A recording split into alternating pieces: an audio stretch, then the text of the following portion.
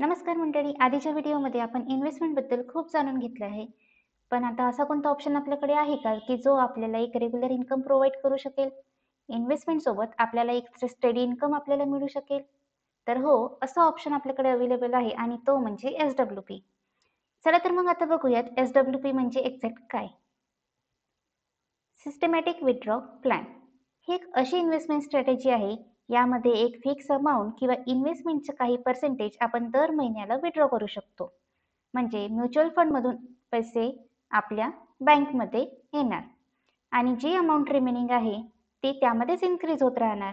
आता बघा, आपण एखादी एस-आय-पी सेल केली किंवा कुठे इन्व्हेस्टमेंट केली असेल, ती आपण सेल केली तर आपल्याला एक लमसम अमाऊंट हाती मिळते आणि तीच लमसम अमाऊंट आपण कुठेतरी यूज करतो. पण असं न करता ज्या पद्धतीने, ज्या सिस्टमॅटिक वेनी आपण इन्व्हेस्टमेंट केली आहे, जर त्याच सिस्टमॅटिक वेनी ती विथड्रॉ करता येत असेल तर किती चांगलं. आणि ते शक्य आहे एस-डब्ल्यू-पी मुळे. जसं आपण एस-आय-पी सिस्टमॅटिक वेनी करतो, म्हणजे दर महिन्याला 5-5 हजार रुपये आपण इन्व्हेस्ट करत राहतो, असं आपण 10 किंवा 15 वर्षासाठी करतो. तर त्याच पद्धतीने 5-5 हजार रुपये आपल्याला हे विथड्रॉ सुद्धा करता येतात. म्हणजे जशी आपण हळू इन्व्हेस्टमेंट केली तसं आपण हळू इथे विथड्रॉ सुद्धा करू शकतो. त्यामुळे दर महिन्याला आपल्या अकाउंटमध्ये तर पैसे येतातच आणि उरलेली जी रक्कम आहे ती त्यामध्ये ग्रो सुद्धा होते. नंतर बघूयात एस-डब्ल्यू-पी ही कोणासाठी बेनिफिटेड आहे. सगळ्यात आधी जे रिटायर्ड आहे किंवा जे रिटायर्ड होणार आहे, त्यांना मंथली एक्सपेन्सेस पूर्ण करण्यासाठी रेग्युलर इन्कम लागणार आहे. सो त्यांच्यासाठी एस-डब्ल्यू-पी हा एक बेस्ट ऑप्शन आहे. त्यानंतर आहे जे इंडिव्हिज्युअल्स पॅसिव्ह इन्कमच्या शोधात आहे किंवा जे इन्व्हेस्टर मार्केट रिस्क कमी करू पाहतात आणि त्यांचा पोर्टफोलिओ प्रोटेक्ट करायचा आहे, अशांसाठी एस-डब्ल्यू-पी हा एक बेस्ट ऑप्शन आहे. नंतर आहेत किंवा आपण एस-डब्ल्यू-पी का निवडायची, असे काय बेनिफिट आहे एस-डब्ल्यू-पीचे? तर सगळ्यात आधी आहे रेग्युलर इन्कम. एस-डब्ल्यू-पी ही आपल्याला इन्व्हेस्टमेंट सोबत एक रेग्युलर इन्कम प्रोव्हाइड करते. त्यामुळे जे रिटायर्ड आहे तर त्यांचे फायनान्शियल गोल आहे किंवा त्यांना एक फायनान्शियल स्टेबिलिटी मिळवून देण्याला मदत करते. नंतर आहे फ्लेक्झिबिलिटी. आता एस-डब्ल्यू-पी मध्ये आपण किती अमाऊंट इन्व्हेस्टमेंट करायची किंवा एस-डब्ल्यू-पी मध्ये आपण विड्रॉल रेट किती ठेवायचा किंवा किती टाइम पिरियड नंतर आपली एस-डब्ल्यू-पी सुरू झाली पाहिजे.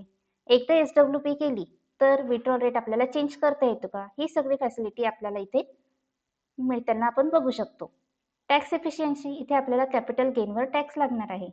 Preservation of principal.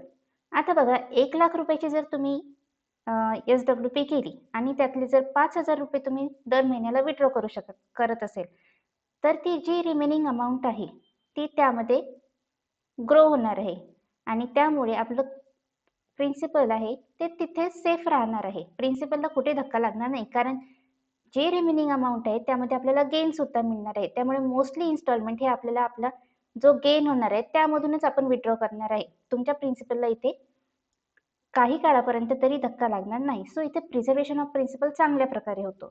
तर असे अजून कोणते फायदे आहेत किंवा असे कोणते ऑफर आहे किंवा एस-डब्ल्यू-पी आपल्याला करायलाच हवी? कारण एस-डब्ल्यू-पी मध्ये आपण जी अमाउंट विथड्रॉ करतो ती विथड्रॉ करून झाल्यानंतर उरलेल्या रकमेमध्ये सुद्धा इथे वाढ होताना बघून येते.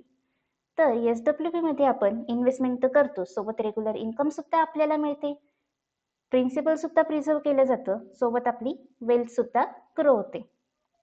नंतर आता एस-डब्ल्यू-पीचे टाईप कोणते आहे? Fix amount withdraw. तुम्हाला जर महिन्याला 5,000 रुपये, 7,000 रुपये किती अमाउंट विथड्रॉ करायची आहे हे आपण इथे ठरवू शकतो. नंतर आहे percentage base withdraw. Total invested अमाउंटचे किती पर्सेंटेज आपल्याला विथड्रॉ करायचे, 4% करायचे की 5%, हे आपण इथे लक्षात ठेवू शकतो.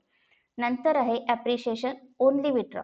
म्हणजे आपल्या टोटल इन्व्हेस्टमेंटवर जे आपल्याला गेन मिळालेलं आहे तेच आपल्याला विथड्रॉ करायचं आहे का, किंवा आपला जो डिव्हिडंड मिळत राहतो तो फक्त डिव्हिडंडच आपल्याला विथड्रॉ करायचा आहे का? तर हे डिपेंड करतं आता आपण इथे स्कीम कोणती निवडलेली आहे त्यानुसार आपलं इथे विथड्रॉ रेट ठरणार.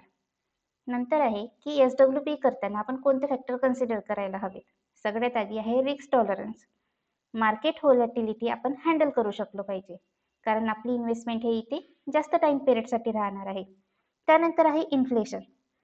जसं जसं आपला टाइम पिरियड वाढत राहतो तशी तशी आपली इन्कम किंवा विथड्रॉ रेट जो आहे तो वाढत गेला पाहिजे. असं नाही झालं पाहिजे की तुम्ही यावर्षी 10,000 रुपये विथड्रॉ करत आहात पण पुढच्या वर्षी तुम्ही ते 8,000 वर आले आहात. असं केलं तर SWP करून आपल्याला इथे फायदा नाहीये, कारण महागाई ही वाढत राहणार आहे. त्याचप्रमाणे तुमचे इथे इन्कम सुद्धा, तुमचे विथड्रॉ रेट सुद्धा इथे वाढले पाहिजे. यावर्षी जर तुम्ही 10,000 रुपये विथड्रॉ करता आहात, तर नेक्स्ट इयरमध्ये तुमचं 10,000चं 15,000 रुपये तुम्हाला इन्कम हे आलं पाहिजे. त्यामुळे इन्फ्लेशन रेट लक्षात घेऊनच आपण आपल्या इथे विथड्रॉल रेट ठरवायचा. नंतर लॉंगिटिव्हिटी, SWP करून आपल्याला किती काळापर्यंत इन्कम मिळणार आहे हे लक्षात घेतलं पाहिजे.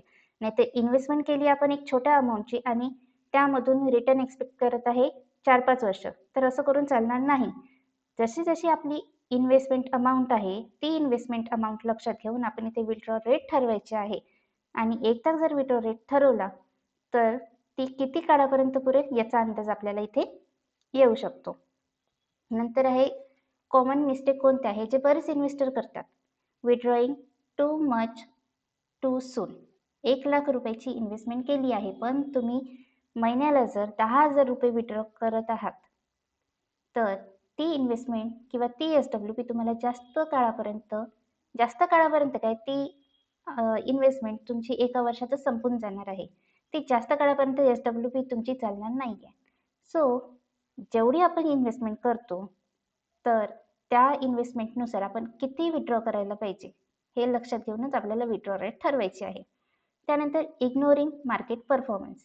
मार्केट फ्लक्च्युएशन आपल्या रिटर्नला इफेक्ट करतो, हेच लक्षात असलं पाहिजे. त्यामुळे वारंवार किंवा काही काळाप्रमाणे मार्केटचा परफॉर्मन्स आपण बघत राहायला पाहिजे. तो इग्नोर करून इथे चालणार नाही. Not diversifying your portfolio. सगळे पैसे एकाच फंडमध्ये इन्व्हेस्ट केले. सगळे पैसे जर एकाच फंडमध्ये इन्व्हेस्ट केले, तर मार्केट फ्लक्च्युएशनमध्ये आपल्याला इथे रिस्कला फेस करावं लागतं. जर तुम्ही तुमचा पोर्टफोलिओ हा डायव्हर्सिफाईड ठेवला, तर आपल्याला इथे रिस्क कमी होताना दिसून येते. त्यानंतर आहे नॉट रिव्ह्यूइंग युअर स्कीम. एका स्कीममध्ये आपण इन्व्हेस्ट केलं, पण नंतर त्या स्कीममध्ये आपण लक्षच नाही दिलं. त्यानंतर त्याचे काही अपडेट्स आले किंवा काही मोठ्या न्यूज आल्या. सो रोज नाही, पण 1 महिन्यानी किंवा 2 महिन्यांनी तरी त्या स्कीमबद्दल काय अपडेट आहे हे आपण बघितलं पाहिजे. त्यानंतर आहे ओव्हरलुकिंग फीज अँड चार्जेस. काही लोक तर फक्त फीज आणि चार्जेसकडेच लक्ष देतात. बाकीचे फॅक्टर त्यांच्यासाठी कन्सिडर केलं जात नाही. त्यामुळे ह्या जर मिस्टेक आपण केल्या नाही, तर लक्षात घ्या, SWP हा एक असा प्लॅन आहे जो तुमचा फायनान्शियल सक्सेस मिळवून देऊ शकतो.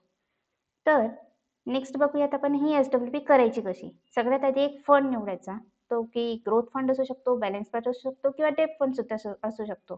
त्यानंतर किती अमाऊंट आपल्याला इन्व्हेस्ट करायची आहे, त्यानंतर आहे किंवा किती अमाऊंट आपल्याला विथड्रॉ करायची आहे म्हणजे विथड्रॉ रेट ठरवायचा, किती टाइम पिरियड नंतर आपल्याला इन्कम हे सुरू करायचं आहे ते निवडायचं. त्यानंतर आपला परफॉर्मन्स हा वारंवार मॉनिटर करत राहायचा. तर हा झाला एक SWPचा ओव्हरव्ह्यू.